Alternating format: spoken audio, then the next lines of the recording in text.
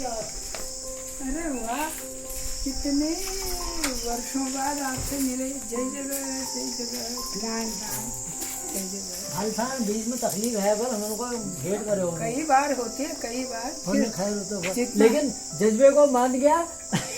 काटे हाँ हाँ, और क्या पर ये कम हो गया ना मेरा सोच, वो याददाश्त तो वो होना चाहिए, वो होता ही है। होना चाहिए। तो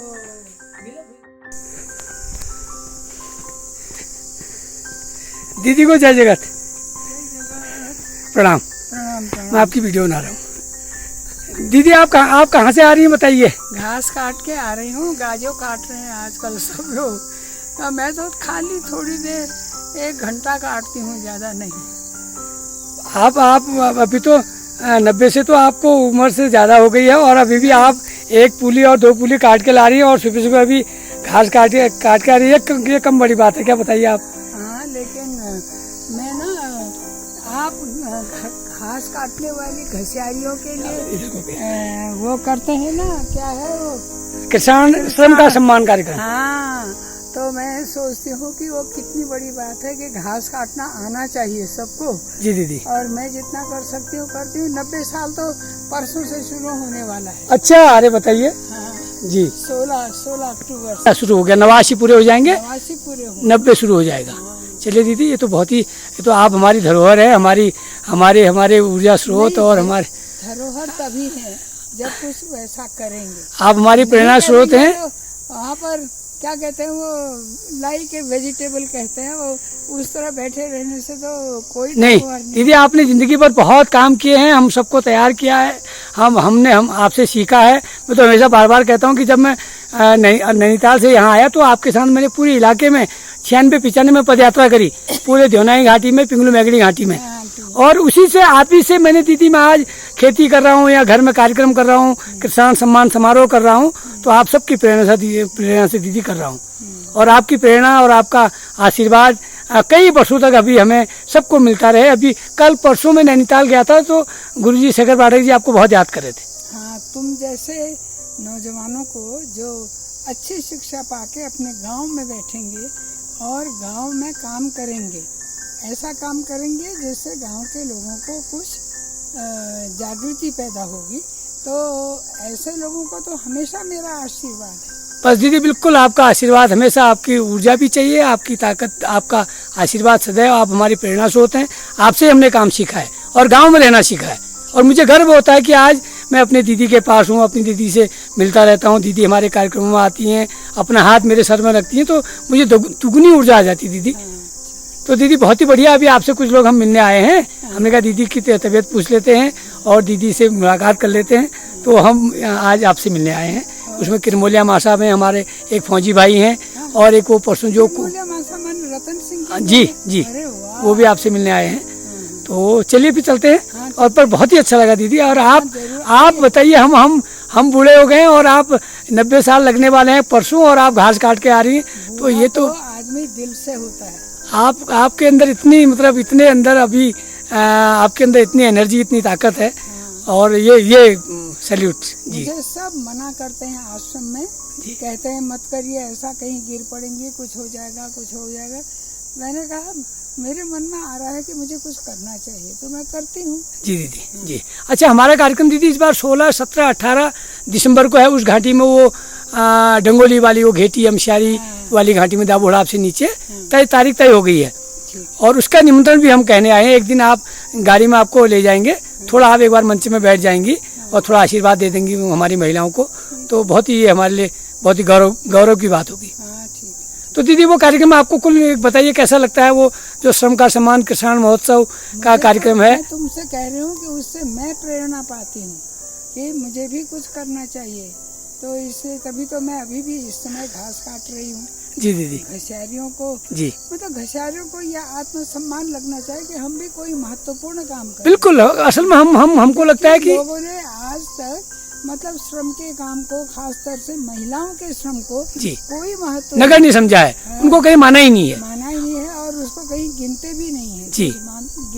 जैसे सबकी खेती का कुछ मूल्यांकन होता है, फलानी जी का होता है, उसका होता है।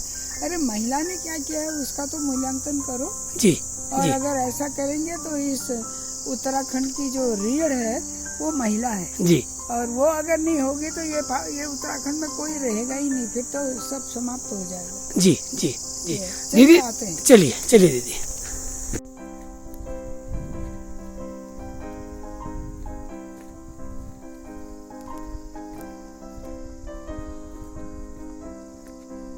जाना है बोलो। बहुत तेज है। थोड़ी देर में तो हम नहीं होगा ये। इन्होंने ये तो पूछा दीदी बाहर आ सकती ही नहीं, चल सकती ही कि नहीं है। हाँ कह लो का वो बोले नहीं। ना ना तलखा कह लो करो उनको, देखो वो डॉक्टर को ऐसे करने ने, मैंने सोचा कि अब तो ज्यादा तबीयत तो खराब नहीं दीदी की।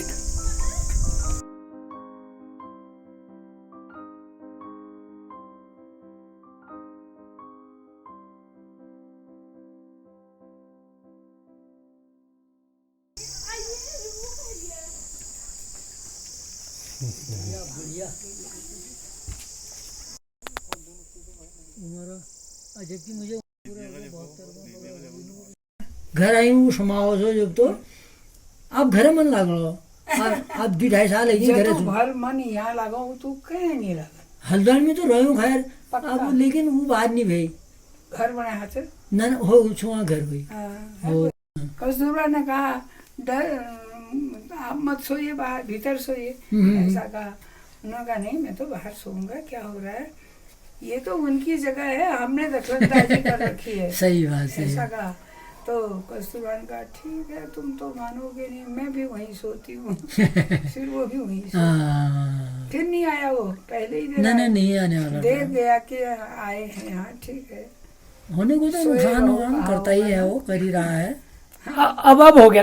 नहीं करता था, दूसरे जंतु थे, हाँ जी जी उसका आहार था ना। हम्म। अब है ही नहीं जंगल। हाँ, क्या खाएगा? जंगल तो तुम लोगों ने काट दिए, उसमें कुछ जानवर रह नहीं पा रहा है, फिर तो फिर वो किसको खाएगा फिर? फिर और उसका जो हैबिटेट था वहाँ जो उसकी रहने की जगह थी वहाँ आग डाल दे रहे हैं हम हाँ उड़ियार में। उड़ियार में जंगल में आग लगा तो उड़ियार में कहाँ रहेगा अभी धुआं में अभी हो तब तो गए। तब वो तो वो फिर गाँव को ही आएगा। हाँ वो हमारा कर्म पिरानी ने मनुष्य के कर्म पिला रहे हैं दीदी ठीक कह रहे हैं हर चीज में।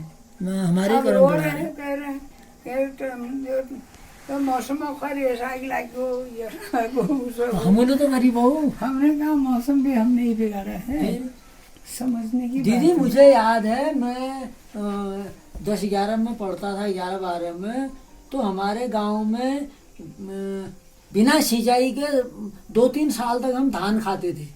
हाँ, आज का कमाया हुआ उपराऊ धान वाला। जो है उपराऊ में हाँ, कौन कहता था उपराऊ ऐसा भात होता था उसका इतना बढ़िया कौनी होती थी इतने लंबी बाल है काला होता है भंगरेल टाइप का हाँ, होता होता था है। झुमारा होता था इतना लंबा इतना मोटे झुमर हाँ, मडुआ इतना हमारी ईजा गोड़ती थी मैं भी जाता था वो कहती झने है रे तू मडुआ का पीछे को फेंकती थी पेड़ों को बाकी फेंकता था बहुत जम जाता था ना हाँ। आपको तो अनुभव हुआ ही तो उसको गोल करके हाँ, हाँ। कम करना था हल्का करना था करते थे कर।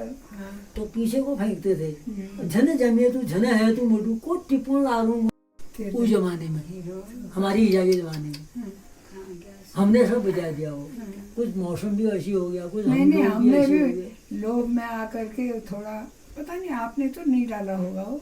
ये यूरिया डालते हैं लोग डाला? घा मंगा में खिचड़ी यूरिया घा मंगा में अरे हम लोग दिमाग खराब रहो तब तो मसन मोह हो रहा तो भी खिच ना हाँ, घास में डाल दे रहे हैं घास में डाल रहे हैं और तो हाँ वहाँ भी यूरिया डाल रहे हैं जमीन तो खराब हो जाती है बिल्कुल और वक्त वो सेवक होता था तब, अब तो हाँ सब- ग्राम सेवक अब तो अधिकारी। VLW कहते थे उसको हाँ हाँ विलेज लेवल वर्कर हाँ, तो वो लाया थैली में उस पहले इंट्रोड्यूस कर रहे थे, मतलब हाँ प्रचार प्रचार हो रहा था। जी तो जी कहा ये इसको डालो ये बढ़िया है, इससे तो ऐसी खेती होगी ऐसा होगा।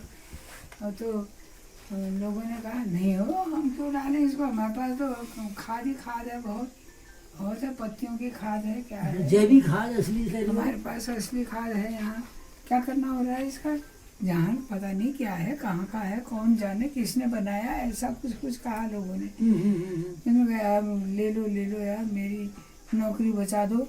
हाँ तो उसने उन्होंने कहा ले लेते हैं फिर, चलो ठीक है ले लिया। और तो उन्होंने कहा कहाँ पे लाचा तो जहर तो नीचे हमारे गार्डन पर उन्होंने ये इसी कोसी नदी में बहाया बल। हाँ फिर हिम्मता कहते थे। हाँ ये कोसी नदी में उन्होंने बहा दिया उसको।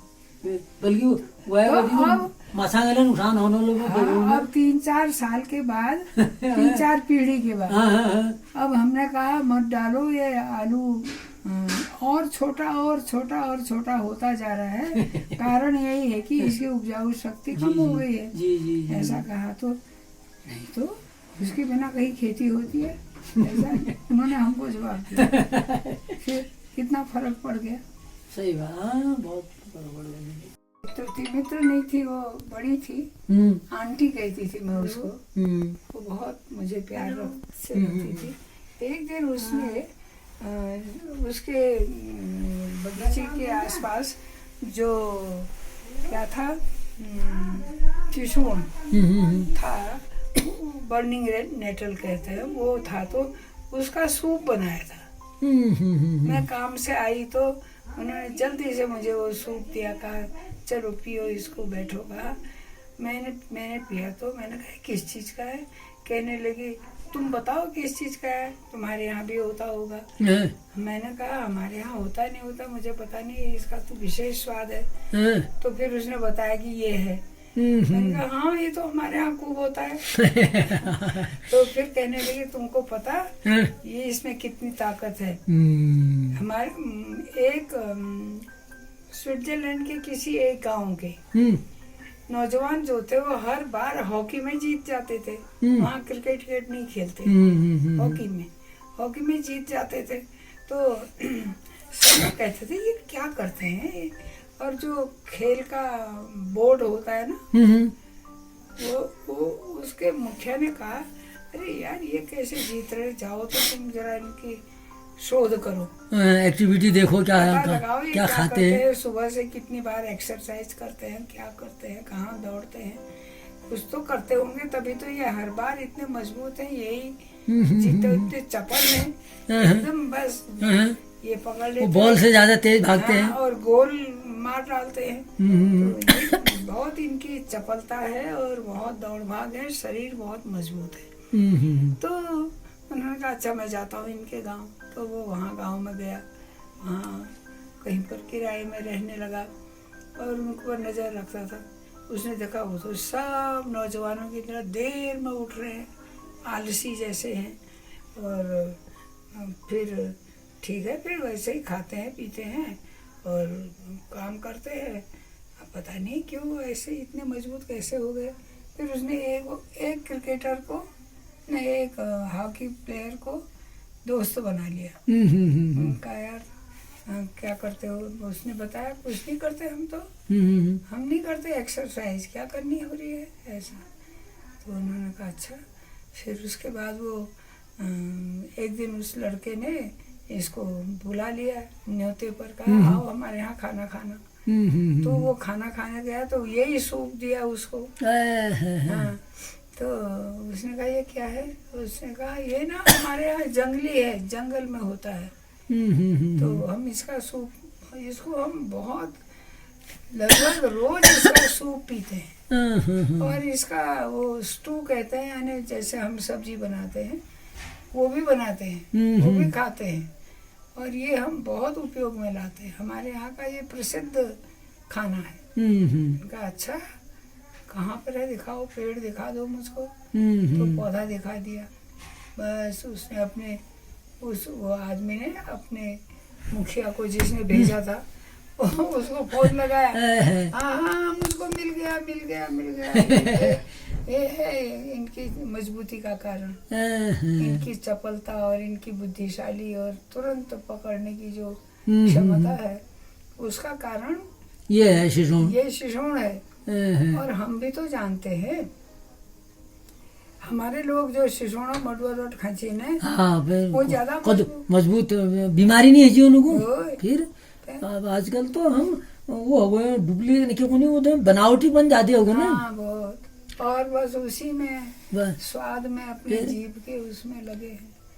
तो मैंने कहा उसको, फिर मैंने कहा ठीक कह रही हो, हमारे यहाँ भी जिनके यहाँ हम लोग सोचते हैं ये दरिद्र है, कुछ नहीं है इनके पास, जी जी जी ये जो शिशुन का साग और मडवे की रोटी खाते हैं।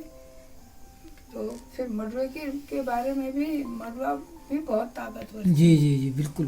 तो हमारे पहली बॉडी खाने पाया कदू मजबूत रूँ छू। हाँ, फिर रात्रि 3 बजे कितना 4 बजे मेहनत रोटी को करती थी वो। ब्याह 11 बजे तले चलते रहने पाए, कहीं उन्हें बदन में शिकन नहीं, मुँह चेहरे में शिकन नहीं, और अगर बोलेंगी फिर हंस के ही बोलेंगी। और गीत गाने भाई वो जंगलों में जान बगैर लहक माने भाई। फिर कड़का जीवन छी मोटपाल खा गए। पर अब मडुआ कोई खाता अब है ही नहीं, है अब खाते थे प्राप्ति नहीं है, हाँ, फिर प्राप्त नहीं है। परसों पया देखा था मडुआ, और नजदीक में हमारे कहीं नहीं है मडुआ। अच्छा। अरे वहाँ सुनो तो किशन, जी। वहाँ डंगोली में बल एक सरकार एक सेंटर खोले जहाँ मडुआ और झंगोरा बेचेंगे। अच्छा, ये अखबार में आ रही थी भाई, मेरे को चाहिए को मडू नहीं लो आपको कितना चाहिए? मडुआ तो खूब चाहिए मुझको, मैं तो रोज मडुए की हम कर देंगे आपकी व्यवस्था। 8-10 बशेरी कर देना। आधे पैसे की गल है। हो जाएगा। हाँ वो तो हम कर देंगे, हो जाएगा, संदीप के कर पास देंगे है। हम।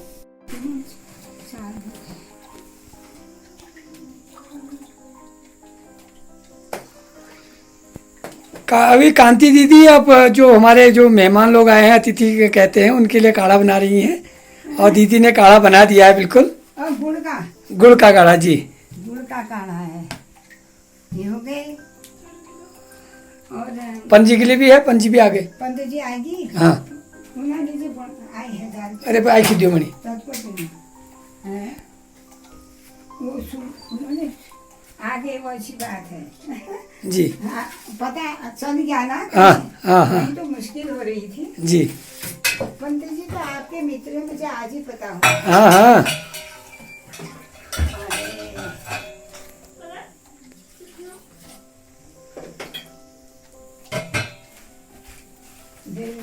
उनके लिए फिर आती हूँ मैं इसको ले जाऊँ? और वो भी दिन भर आएंगे।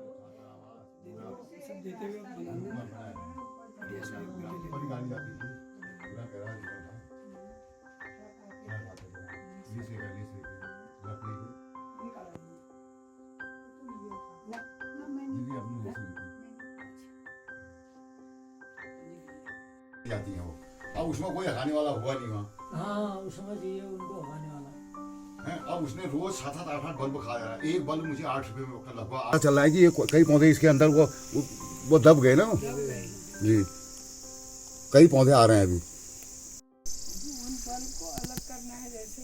तो अगले साल मैं ये सोचूंगा कि इस साल मैंने दिखाया तो इसमें लगाया मैंने, आपको इसके बल्ब दिखाया मैंने, 1 से 5-6 छोटे बल्ब आए और वो बड़े हो जाएंगे। तो इस अगले साल हर तीसरे साल हम इनको ट्रांसफर करते हैं। और इस साल नहीं किया तो अगले साल हम इनको पूरा, जब ये पौधा खत्म हो जाएगा उसमें निकाल करके उधर को पूरा फैला देंगे पूरी क्या। एक बल्ब इसमें रहेगा तो बाकी जो बल्ब हैं उसमें चले जाएंगे मोटे बल्ब।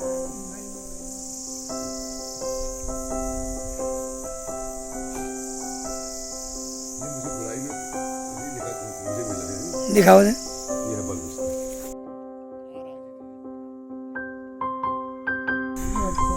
हाँ, ये छोटा वाला। केसर का बल्ब।